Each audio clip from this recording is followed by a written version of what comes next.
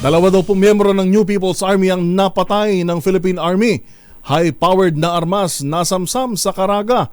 RH52 Edniel Parosa. Edniel. Yuel, patay ang dalawang miyembro umano ng New People's Army matapos makasagupa ang mga tauhan ng 4th Infantry Division ng Philippine Army sa Surigao del Sur.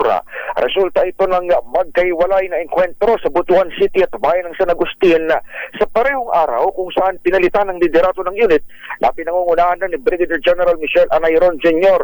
Unang naka-encounter ng 29th Infantry Battalion na nasa 10 Communist Terrorist Group members kung saan isang AK-47 rifle at isang Bushmaster rifle ang nakumpiska.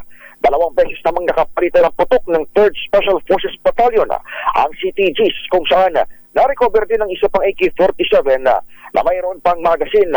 Maliban sa dalawang napatay, 4 pang rebelding terorista ang nadakip ng mga sundalo at kasalukuyan ng sumasalang sa verification. Samantala, Yuel, dito naman sa Metro Manila, inabisuhan ng MMDA o Metropolitan Manila Development Authority ang mga motorista na iwasan ng People Power Monument at ang kanto ng EDSA Shrine at Ortigas Avenue ngayong araw ng Biyernes, Enero 31. Ito'y dahil sa mga impormasyong mayroon naman ng pagtitipon ng iba't ibang grupo para magsagawa ng rallies sa magkakahiwalay na oras sa may White Plains Avenue at sa nabanggit na mga lugar.